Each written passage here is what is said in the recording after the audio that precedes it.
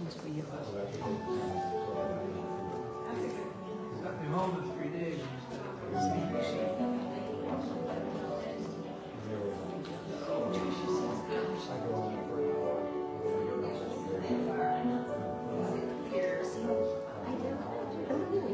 Glad to see you.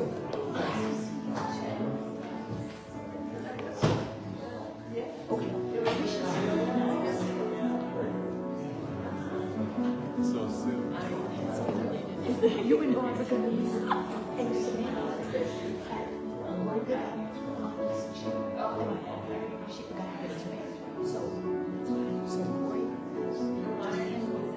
So we need you to leave. You too. Yeah.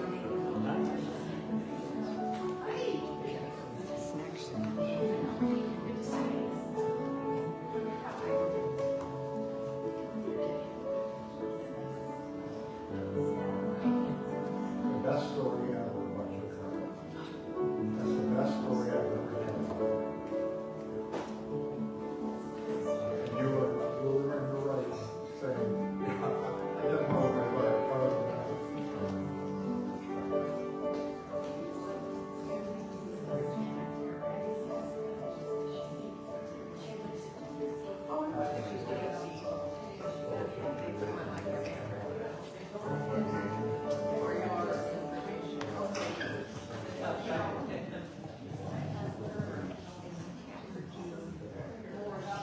Thank you.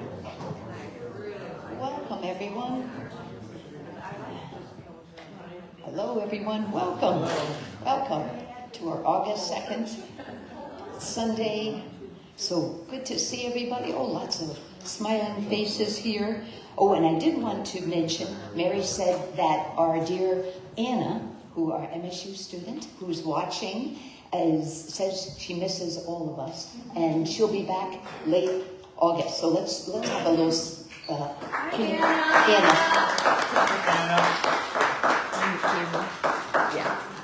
Hi, Anna. We miss you. Bye, Hope you're having a good summer. Sorry, Doug, I forgot to mention that. Dillon, she's back home in UP? Yes, she is. Yes, and she'll be back the end of August. So, which will be coming soon. And right? Oh my goodness. I know. It's already August. Oh, so good to see everyone and all those watching online. And to open our service, we're going to sing the offering song created by our Corey Williams. So if you're able to, please stand. It should be the first song in your songbook.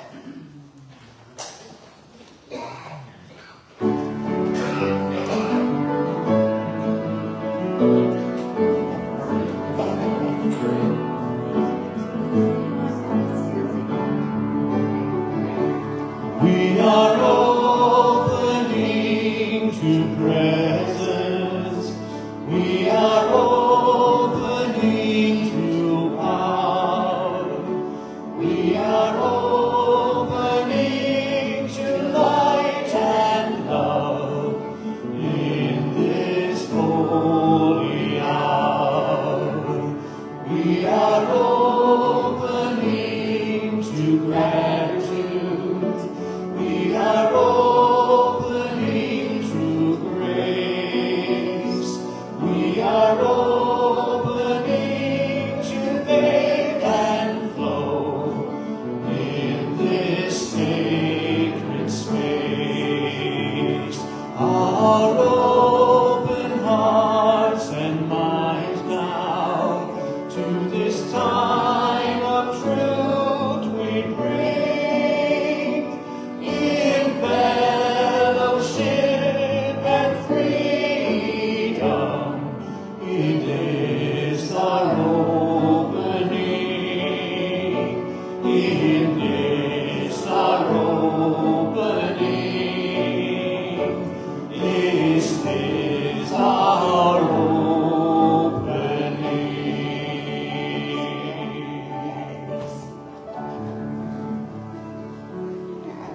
Oh, so beautiful. Oh, Corey, it's so beautiful. Oh, we got a few more people here. So good to see everyone. It's all those And- voices that join in that make it so lovely. It does, it does. Oh. And now before we do our opening meditation, I'd just like to draw your attention to your packet that you have and new bulletin for a new month. That's Samantha made that beautiful bulletin. And also, if you're new to us, please take a moment and fill out the connection card.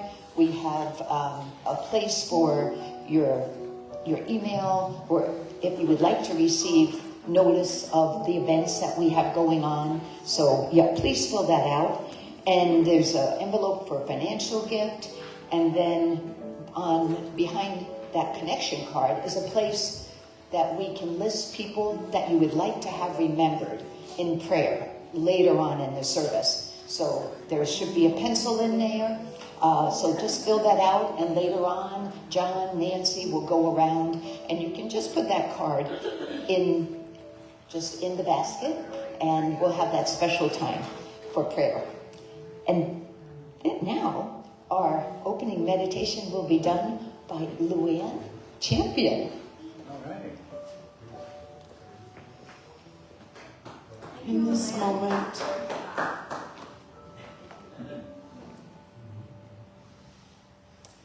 close your eyes or soften your gaze if you choose, and just focus on your breath. Our breath, the gift of life. Every breath that sustains us, moves within us, and is part of our being.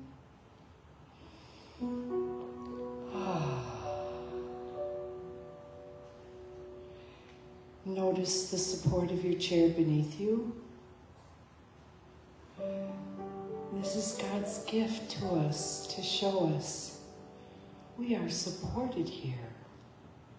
Some divine idea created this just for you, just for this moment.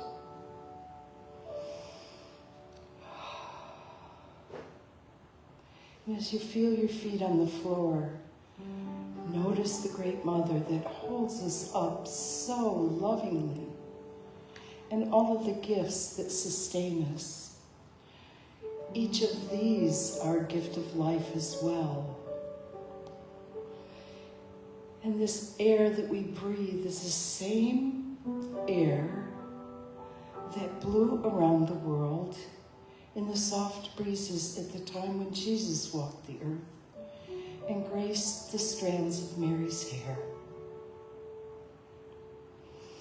The same air that Mother Teresa breathed in as she helped the sick and saw the face of Christ in all she met. The same breeze that blows through the Dalai Lama's temples. The same air that we breathe that's been cleansed by the rainforests and all the trees. This gift of life is ever present, is sacred, and how we remain in a state of wholeness and love. One more breath and see the light in your heart expand to embrace all the hearts here as it glows and goes beyond the realm of the city around the earth. And this is the love that God has for us and is us. So breathe once again and feel the moment right here, right now. And realize that you can always return to this moment with the power of one single breath. And so wiggle your fingers and toes and come back, and here we are, and this is our prayer.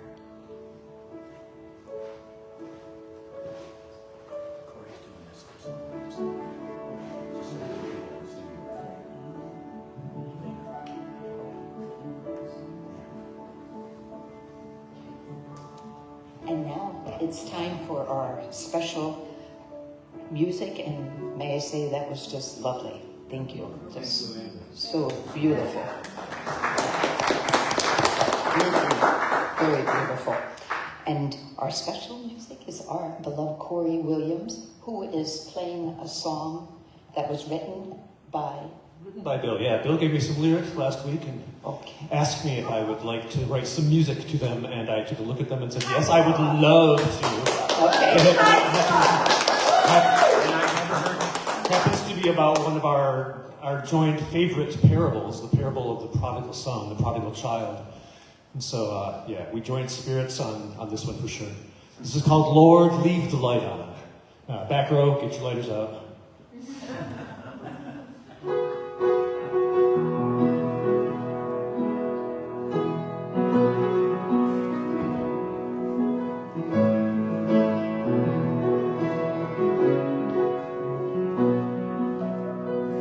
Lord, leave the light on, I'm coming home.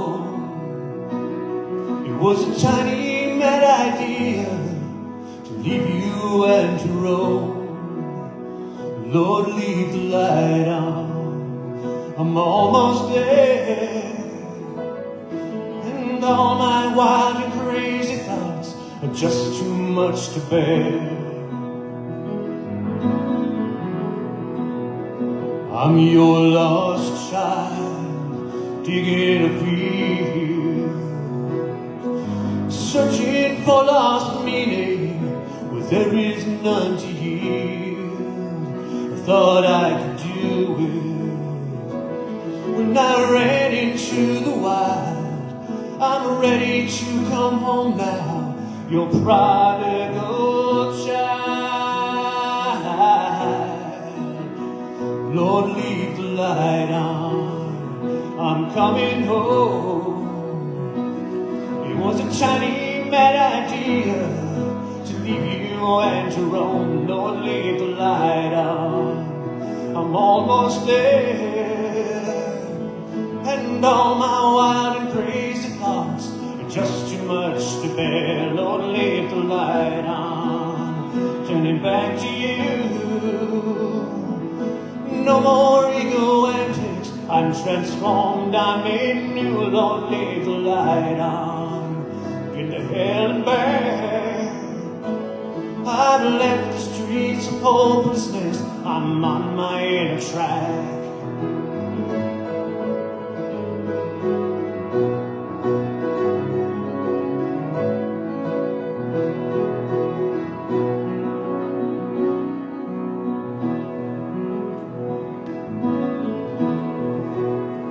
See you in the distance, the struggle can't beat me. I dropped all of my burdens, and you're running out to meet me. No more suffering, I have chosen your grace. Love fills me and surrounds me as I fall into your embrace. Lord, leave the light on, I'm coming home. It was a tiny mad idea to leave you and to roam. Lord, leave the light on, I'm almost there. And all my wild and crazy thoughts are just too much to bear. Lord, leave the light on, I'm turning back to you. No more ego antics, I'm transformed, I'm made new. Lord, leave the light on, up into hell and back.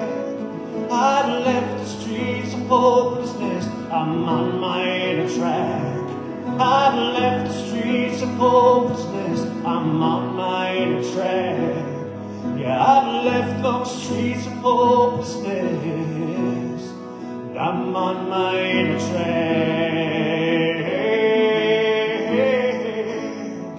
So Lord, leave the light on.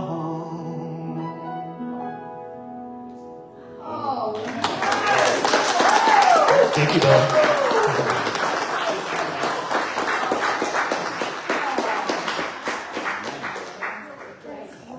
just wonderful. Wow. So good. Oh my goodness. Oh, and now we're time for a fellowship song. So if you're able, please stand. And it's number 48 in your songbooks. It's When I Am Healed, I Am Not Healed Alone. Lesson 137 in the course. Right from the course. Good old Max Rain's song. When I am healed, I am not healed alone, and I would share my healing with the world.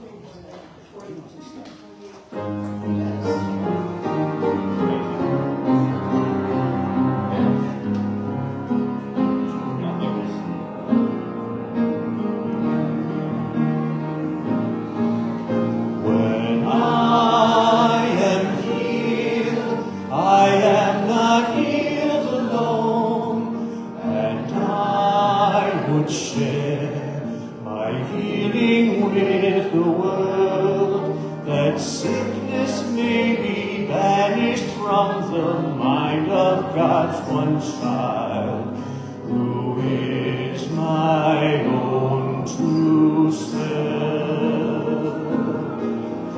When I am healed, I am not healed alone, and I would share my healing with the world, that sickness may be banished from the mind of God's one child, who is my own true self. Who is my own true self.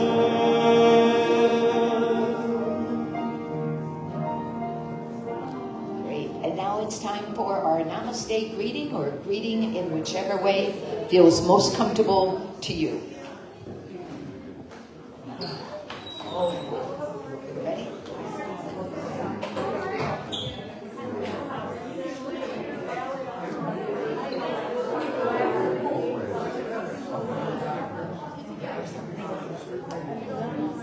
Nice to see you. You too. Hey,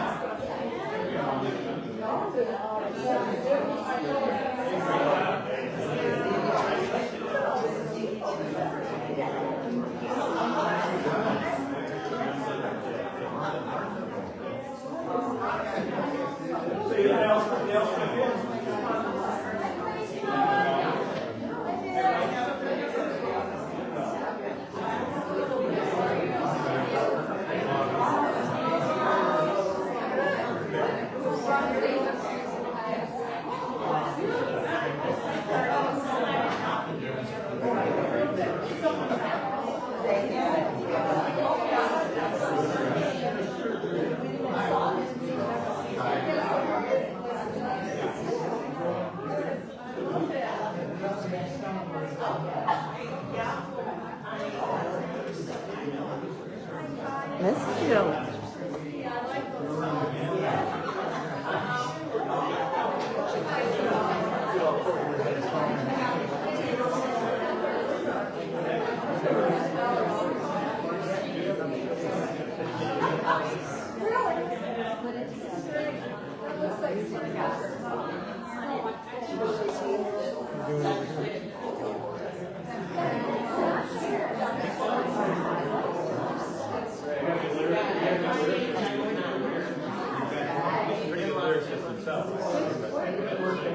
In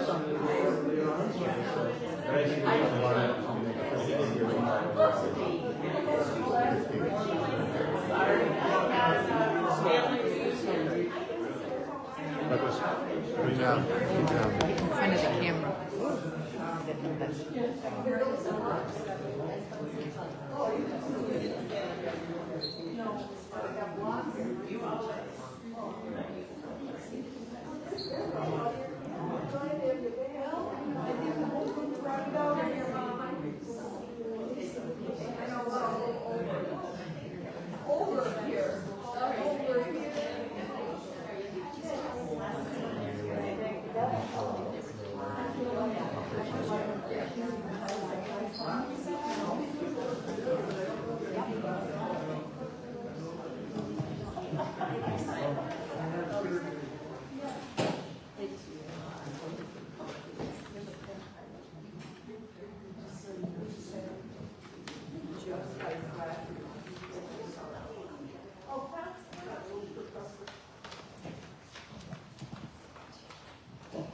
One of our favorite times of service. Our hugs and handshakes and whatever feels good. Oh, it's so nice and so connecting. And now it's time to introduce our speaker today, and it is our Bill Diedrich, who always has such a good message to share. Let's give him a big round of applause.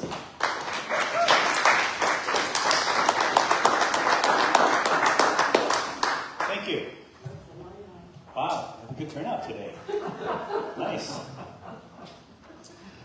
That was funny? Oh, okay. No, Jean just said we left the light on. Oh, good one, Gene. Okay, I didn't catch that. All righty.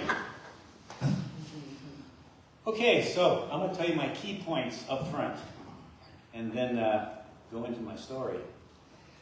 Key points. Usually I have 3, because that's what the human mind does best, but I had to do 4. So I think you can handle it. The first point, illness, injury are manifestations of something non-physical that needs to be healed. It's about the restoration of wholeness, not just the treatment of symptoms. Number 2, listen to your inner voice, especially when it comes to healing. Number 3, love heals. And number 4, intention. You heal when you have the intention to heal. And sometimes we think we have that and we don't. And I'll get into that. So my story. It was Easter Sunday, April 5th. I spoke here then, actually, but in the morning, Peggy and I were at a Catholic church in Williamston.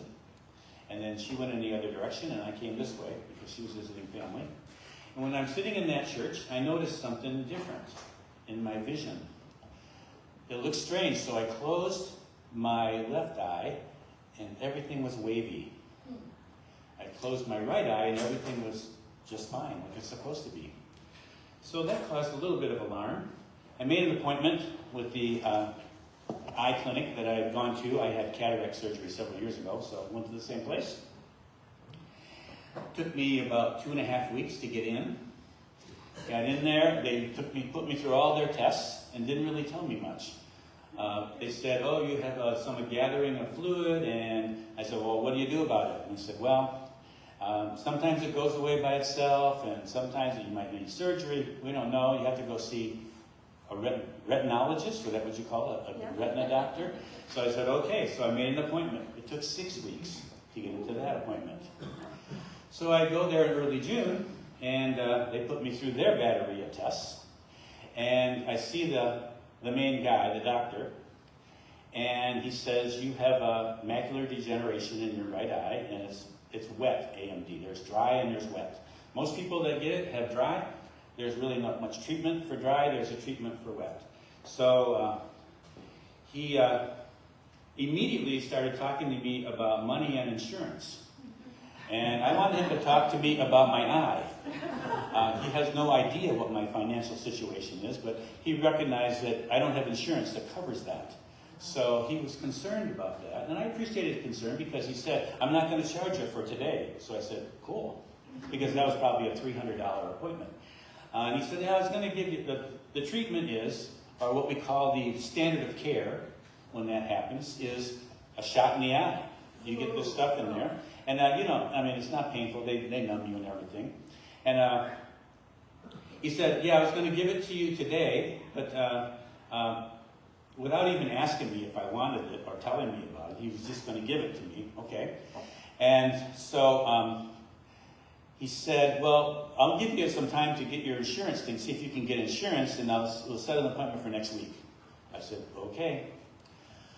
So I walked out of there, not happy, because every time I tried to get him to talk to me about my eye and what's really going on there, he started talking about insurance and that sort of thing. I appreciated his compassion in that area. However, when I go see a practitioner of any kind, they don't tell me what to do. It's a collaboration, because this is my body. And so I listen to their expert advice, and if it sounds right, then I go with it. If it doesn't, I don't. So I walked out of there, and this voice in my head is saying, you don't need it. The shot. He said, well, it's going to be $500 a month, something like that. And then somebody called me a couple days later. No, it's more like $700 something. It could be as much as $1,500 a month. So they're giving me that information. So I postponed the appointment because of the voice in my head that said, you don't need it. But then I had one morning where I woke up and I was definitely in fear. I mean, blindness is kind of scary, Just one eye, though. Anyway, I worked through that, and then I became more clear, and I postponed the appointment again. And they warned me, well, it could get worse. So I postponed it, and the next available time that was 3 weeks later. So time went on. They called me again. I wanted to talk about insurance again. And I said, I'm going to cancel the appointment. Oh, are you sure? Blah, blah, blah. Yes, I'm sure. So I finally committed. All right, so the idea here is that, as I stated, that illness or injury are manifestations of something else. So my question to myself was, what is it that I don't want to see? That I had this issue with my eye. So I contacted an intuitive counselor that I know. Some people call her a psychic, but she doesn't predict the future, but she gives great insights, and I've known her for 20-some years, and maybe seen her a couple times over that 20-some years. And I put the question before her, what's going on with me? What is it that I don't want to see? And she told me that I needed to explore my inner castle. That there was some avoidance going on of seeing what's inside myself. And so that was good information. And so I started looking in that direction, again asking myself the question, what is it that I don't want to see?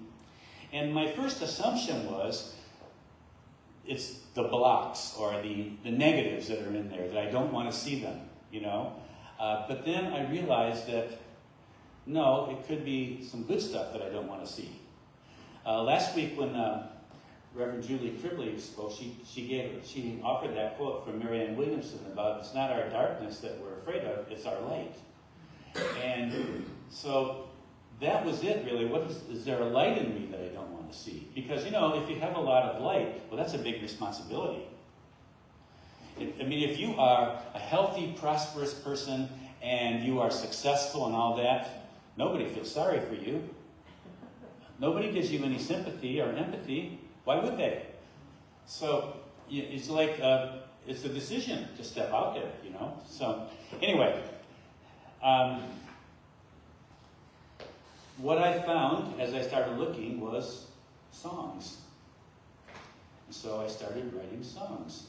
And Corey and I did one at the end of June, or beginning of July, rather. We did a song that you all heard. It was called Open Heart, Open Mind.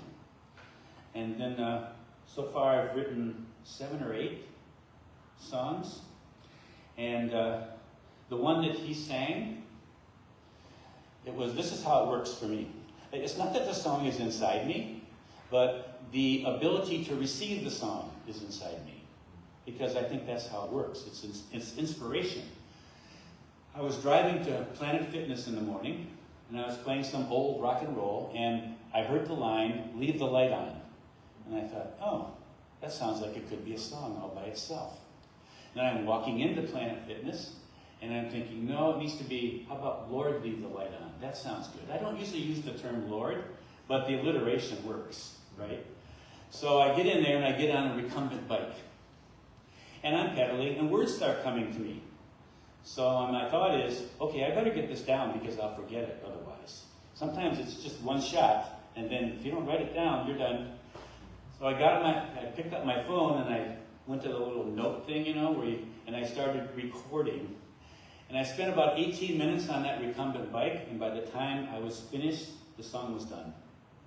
All the lyrics, and what I gave to Corey last week, it was done in 18 minutes. So I like that. To me, that's inspiration. That means the song didn't really come from me, it came through me. And it's fun. And I think Corey had fun writing music to it this week, right? So much fun, yeah. Yeah. It was a ball. Yeah, and that was the first time I heard it, was when he just played it. So I didn't know what tune he had put to it, so I love it. Thank you. Oh, thank you, buddy. Anyway, so let's go to some backup for this whole idea that there are other aspects besides symptoms that we need to pay attention to. I first started thinking about this late 80s, early 90s. I went to Hill Auditorium in Ann Arbor and I heard Dr. Bernie Siegel speak. A lot of you know who he was, or is he? I don't know if he's even alive. That was a long time ago, so he probably... Anyway, he was up there on the stage, the place was full, and his wife was sitting in the front row. And every so often, she would correct him. So they had a very cute relationship. Anyway, I learned some things from him, and he said that emotions affect biology. And Bernie Siegel had like hundreds, maybe thousands of cancer patients he worked with over his many years as a doctor.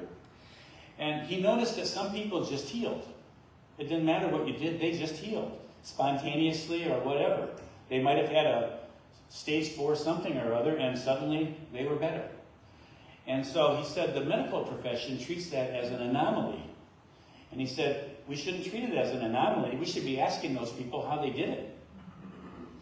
But of course, that's not what Bernie does. That's not what the medical profession does for the most part. The third thing he said is love is medicine. Love is medicine. And one of the most important points was that healing is not about, or it's not just about the symptoms. It's about more than that.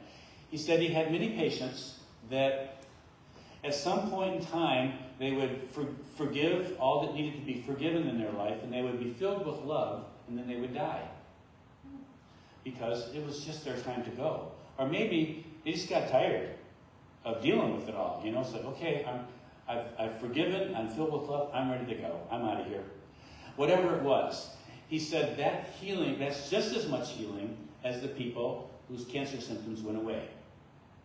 And I thought that was very important. Other backup for this, from A Course in Miracles, the song we just sang. When I am healed, I am not healed alone. This is from the Course. You really think a small round pellet or some fluid pushed into your veins through a sharpened needle will ward off disease and death? Your faith is placed in the most trivial and insane symbols, pills, money, etc., an endless list of forms of nothingness that you endow with magical powers.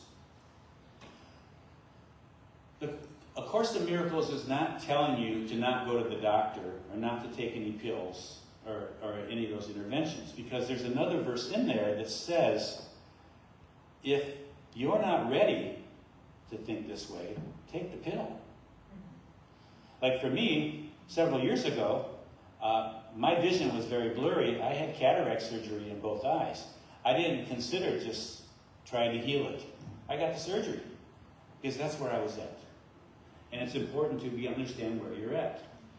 This time around, though, when this thing happened with my right eye, I'm in a different place. And the feeling was very strong. The message was very strong. You don't need it.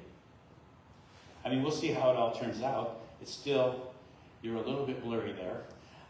But you're very clear in this eye. So. And also in the Course in Miracles, in chapter 27, and I've quoted this often, it says, it's a chapter entitled The Healing Example, that an instant where there is no fear, and you are healed. That's all it takes.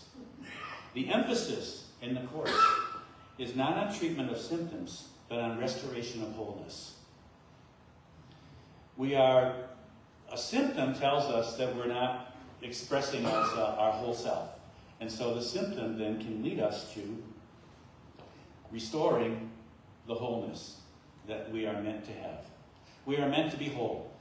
Spiritually, physically, emotionally, mentally. We're meant to be whole. However, we come to this planet, we take on these physical bodies, and physical life manifests, shows us in the physical the stuff that we need to let go of, the stuff that we need to be able to go home, to be able to embrace love.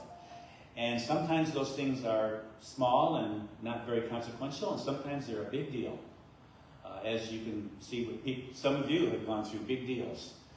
And there are people in hospitals having big deals, big things happening. Everything there is a symptom. So sometimes the inner voice might say, yeah, take the shot, or take the pill, or whatever. So I'm not saying don't take your medicine. I'm not saying ignore doctors. I'm saying follow your intuition. Hone that and learn to listen to what's right. There's also, from A Course of Love, which goes into a little more detail on this kind of stuff. And I've quoted this before. This is from day 16 in the 40 days in the back of the book.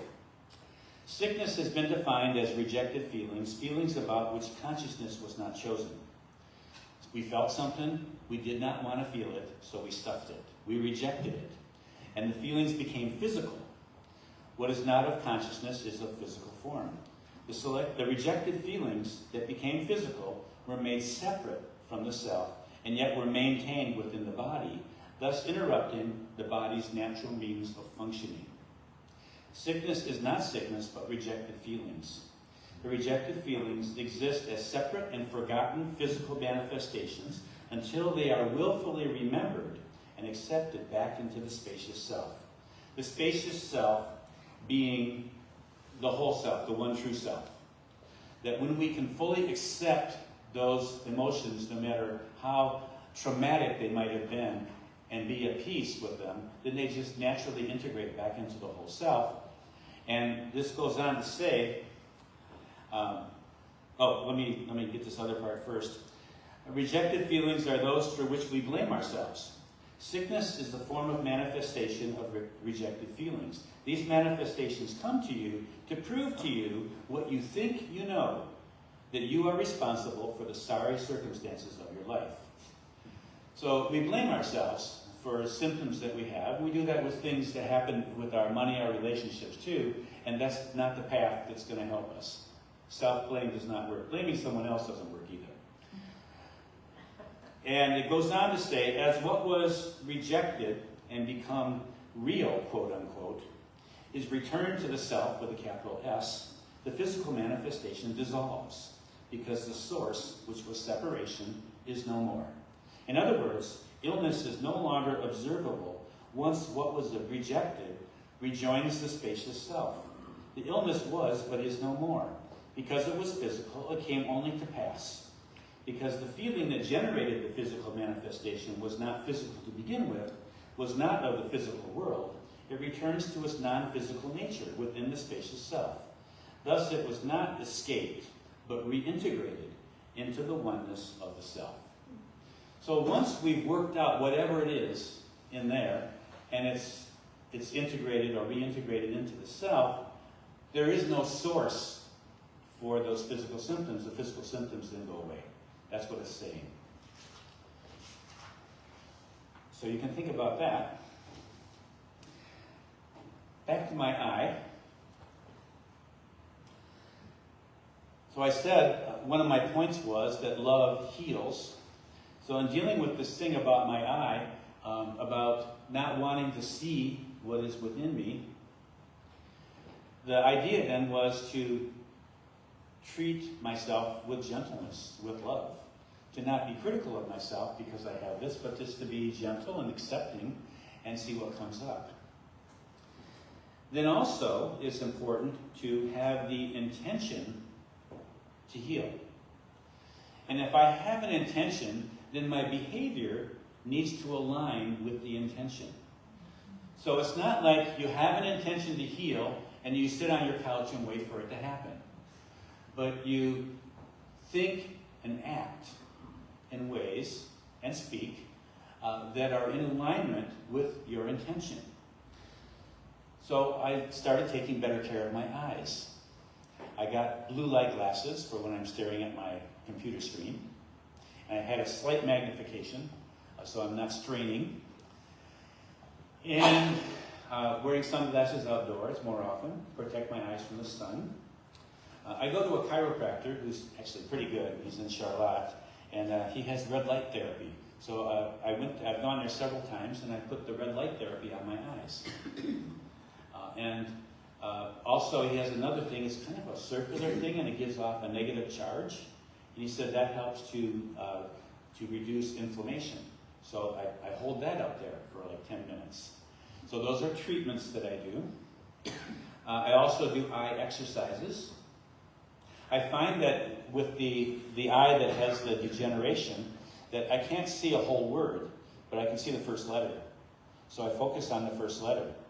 And then I go to the second letter, and then the third, and then the fourth. And after I've focused on those letters, then I can see the whole word. It opens up to me. Because it's not that you see with your eyes are receptors. You see with your brain. So my brain kind of fills in there, I think. Anyway, going outside and looking into the distance is good exercise for your eyes. Staring into the distance. Palming is a good thing for eyes. So I do all the things that I can that are for eye health. I take supplements with astaxanthin, omega-3 fatty acids, other things that are good for the eyes. Anything that is, I guess, would it be antioxidant? Yeah, because that's part of the problem in there. And one thing I learned I watched a bunch of doctors talk on eye health that are non-mainstream and who don't go for the shots and things, but talk about bringing eyes back to health in other ways. And they said that if you have this thing behind your eye where the blood vessels are bleeding there, you can't look at it as just an eye problem, because the eye does not exist alone. The blood vessels are part of the vascular problem, so it's a vascular problem. What you're having are mini strokes behind your eye. And it's also a brain problem because the eye is an extension of the brain. So you have to look at it more holistically. And so heart health and brain health are also very important for your eyes. Sometimes with practitioners, mostly of the medical types, it's like we work on parts. It's not like you can take out your eye, work on it, and put it back in. You're not a car. You know, your eye is part of a larger system. So understanding those things, and for me, understanding what's going on in there is important so that I can be in alignment with my intention. My intention is to heal. So something else came up during this time, and that is I have this recurring thing with my left knee. And a few weeks ago, that started hurting a little bit, but it was no big deal. I could walk my 2 or 3 miles a day. It wasn't bothering it or anything. Mostly it would be painful when I sat for a while, and then I stand up and it's stiff and it hurts. And I went up north for a weekend, and I probably hiked about 7 miles up and down hills. It was fine. I came back here a couple of days, took it easy, it was fine. And then the Wednesday after I got back, suddenly it was in a lot of pain and very stiff, and I'm limping. That was the same day that the smoke hit. Remember that Wednesday and Thursday of that week? Yeah. So I had the knee issue now. So, okay, what's that about? So I get my trusty Louise Hay book and look in the back, because she tells you all the different symptoms and what are the emotional causes. And she says that knee problems are a sign of fear of change, resistance to change. Now, I like to think of myself as someone who embraces change. But to be honest, I do like my comfort zones. I do like changing on the outside, but inside here, just kind of keeping it the same. And so I saw a relationship between the knee and the eye there, they're similar. Resistance to looking within, resistance to change, that sort of thing. So with the knee, I do the same thing. Look at where I'm resisting. What am I not moving for? How am I not moving forward? And the fun thought that came to me about an external thing that shows my resistance to change.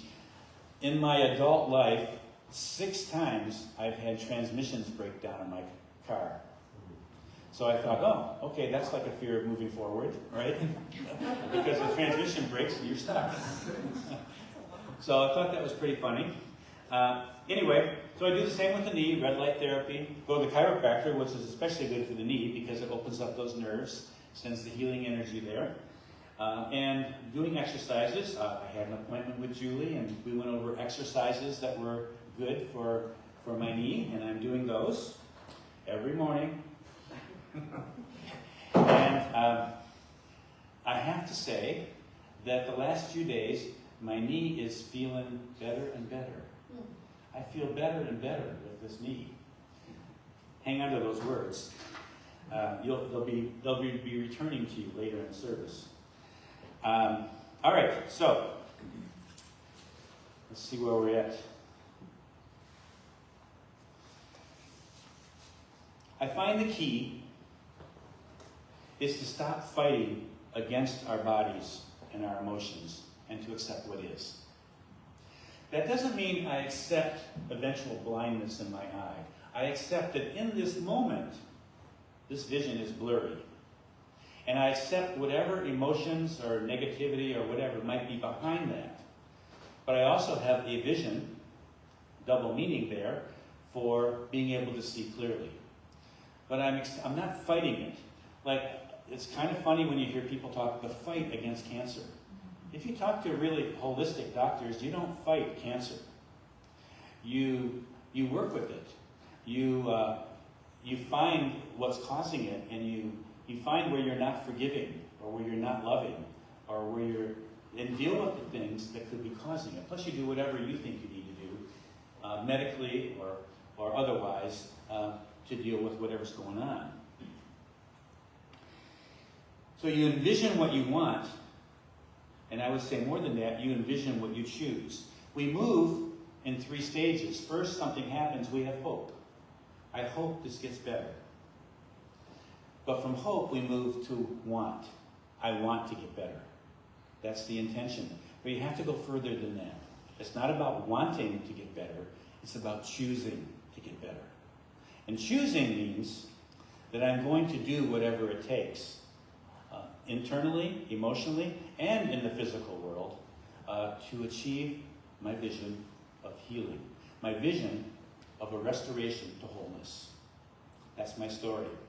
Thank you.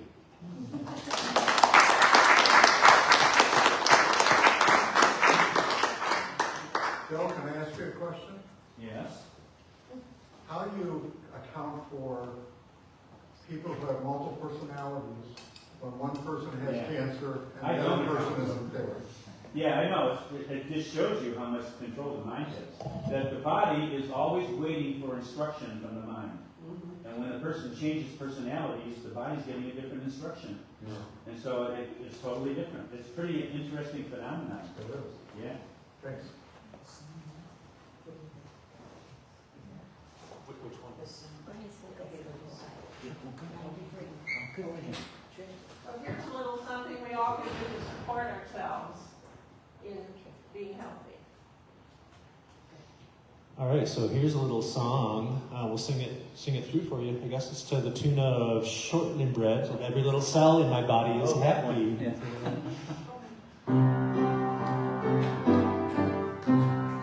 Every little cell in my body is happy. Every little cell in my body is well. Every little cell in my body is happy. Every little cell in my body is well. I'm so glad every little cell in my body is happy and well. I'm so glad every little cell in my body is happy and well. Every little cell in the body is healthy. Every little cell in the body is well. Every little cell in my body is healthy. Every little cell in my body is well. I'm so glad every little cell in my body is happy and well. I'm so glad every little cell in my body is happy and well. Every little cell in my body is happy. Every little cell in my body is well.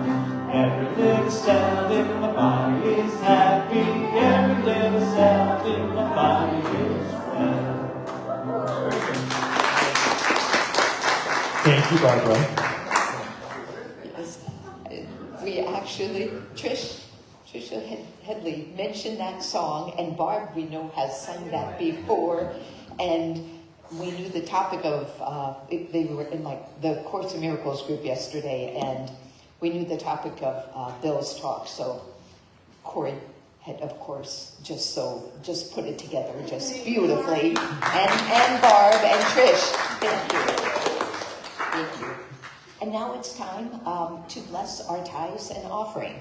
So we, as John and Nancy go around with our basket, we have another song from our Corey. It should be in the front pocket of your songbook. I give and I receive. And we'll sing that as John and Nancy come around. And as we, just a big thank you to all the donations that everyone generously gives. It helps us so much to have these wonderful services. So thank you for your financial gifts. I give and I receive, thy spirit lives and breathes. I give and I receive, thy spirit lives and breathes. I receive and I give, thy spirit breathes and lives. I give and I receive, thy spirit lives and breathes. I receive and I give, thy spirit breathes and lives. I give and I receive, thy spirit lives and breathes. I receive and I give, thy spirit breathes and lives. I give and I receive, thy spirit lives and breathes. I receive and I give, thy spirit breathes and lives. Thank you. And now, let's take out your bulletin and we'll recite together our blessings of our tithes and offerings right on the front of your bulletin. So if we can say that together. The light of divine love shines eternally, blessing and multiplying our tithes and offerings. I joyously give, knowing I always have enough to share and to spare. And we'll just take another moment to go within. Perhaps close your eyes or soften your gaze as we just think for a moment of all those names in this basket and all of those people, places, events that we hold so deeply in our hearts. And let's send our love to all listed. And we'll add our Reverend Mary Sabai, our John, who is here with us, and Marty, Lizzle. And we know that all are being held by the divine with such deep, deep love and care. And our prayer is to help them to receive this love and for them to know without a doubt that they are whole, holy, beloved children of God, the divine, blessed, never alone, and always tended to with deep, deep care. This is our prayer. And taking a deep breath in and out as we just come back again to our space. And it's time for a song, right, from our Corey Williams and Bill Diedrich, who will be playing together. So let's give them a big round of applause.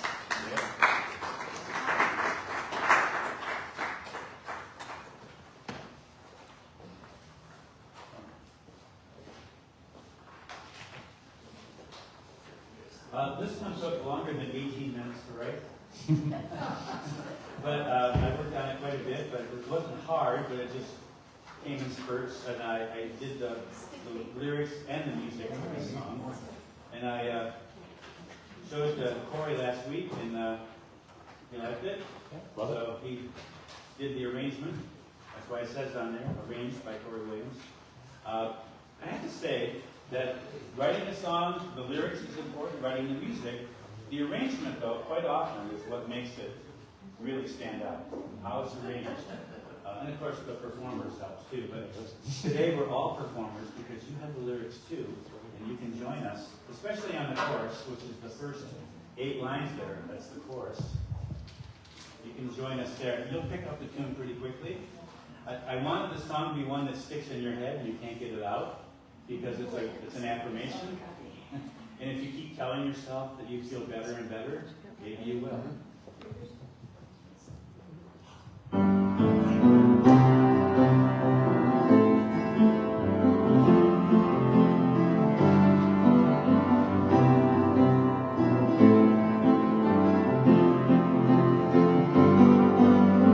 Every day, in every way, I feel better and better.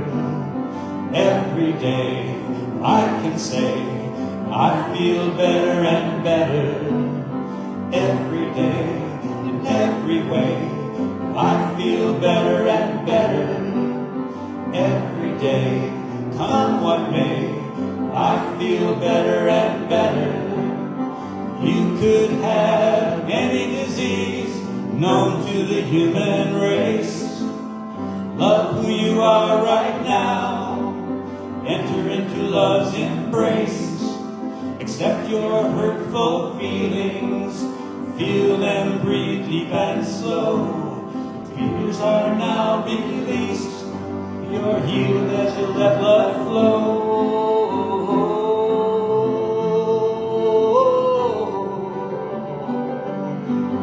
Every day, in every way, I feel better and better. Every day I can say I feel better and better. Every day, in every way, I feel better and better.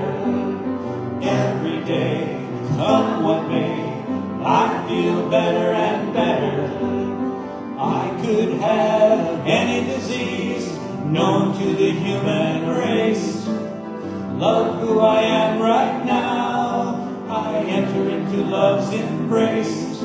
I accept my hurtful feelings. I feel and breathe deep and slow. My fears are now released. I'm healed as I let blood flow.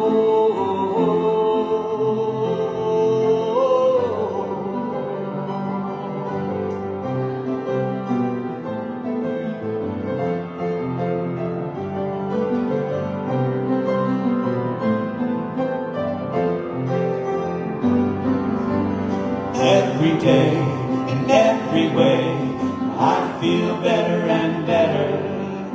Every day, I can say, I feel better and better. Every day, in every way, I feel better and better. Every day, come what may, I feel better and better. I feel better and better. I feel better and better. I feel better and better. I feel better and better today.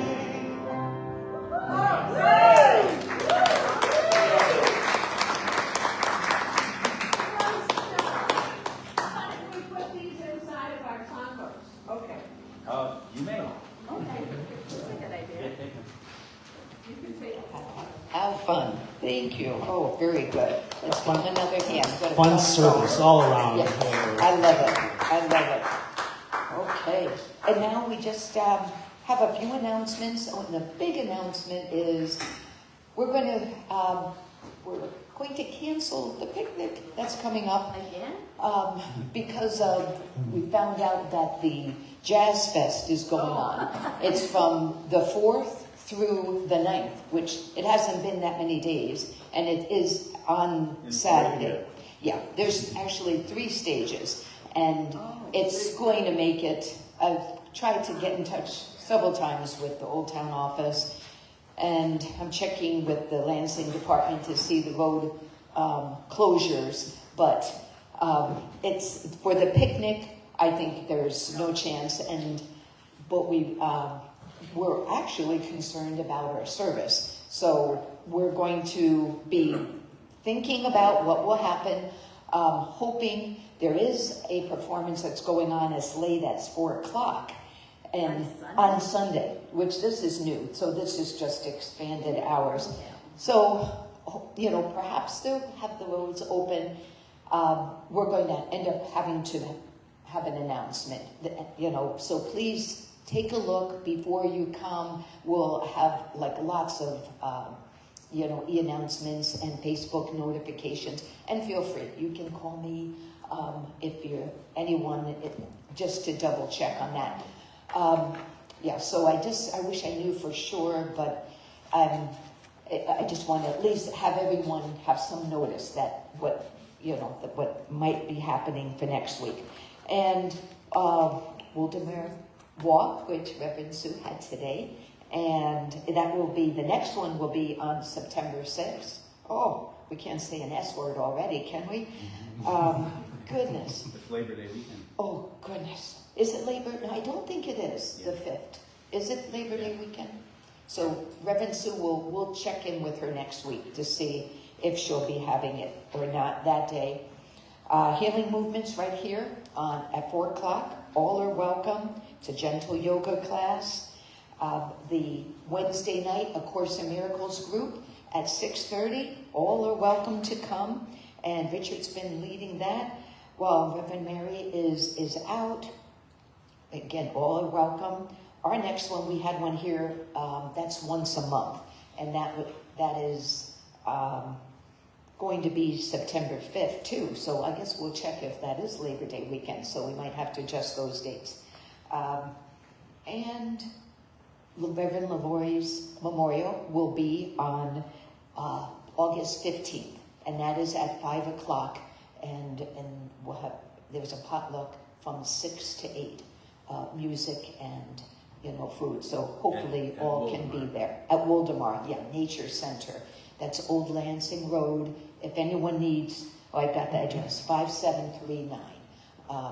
And it's a beautiful place, a place that is very dear to his heart. He played music there, and yeah. Go ahead, Kai. Julie, do you know if the fiddlers are going to be there too, that he used to play with?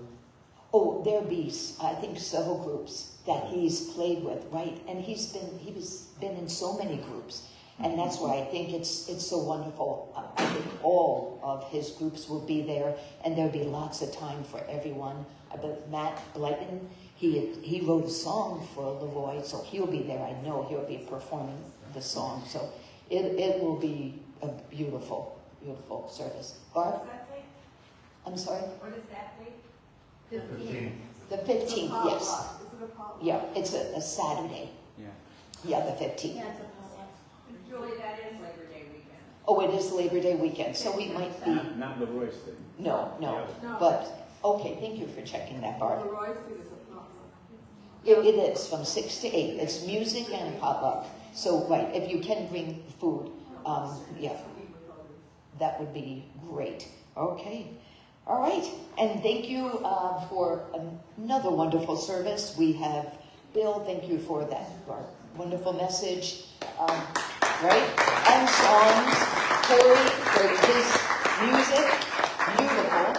We've got Douglas Cluley on camera, thank you. How lovely, and we have the singers, we have Barb and Trish. And Luke. So, And Luke. Luann, yes, Luann. Oh my gosh, that meditation. Beautiful meditation. That was so beautiful. Yes, yes. Oh, yes, thank you. Thank you. I thought you were saying Lou, and I didn't hear Luann. Yeah, so, yes. Well, thank you, everyone. And thanks for all being here and all those watching virtually. We really appreciate it. So, And thank you, Julie, as thank always, you. for leading us so fearlessly. Oh, thank you. And so I'll invite everyone to stand. If you feel more comfortable to stand in place, you can, or join for the peace circle, and we'll do the closing blessing. After that, the words are on the back. If you're new, you can just bring that bulletin with you.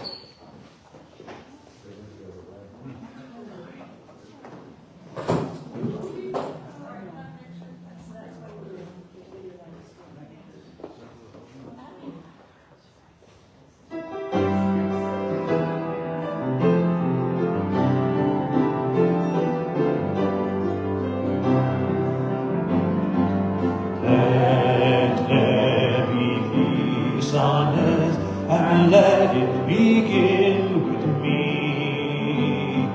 Let there be peace on earth, the peace that was meant to be, with God as creator, family are we. Let us walk with each other in perfect harmony. Let peace begin with me. Let this be the moment now. With every step I take, let this be my joyous vow, to take each moment and live each moment in peace.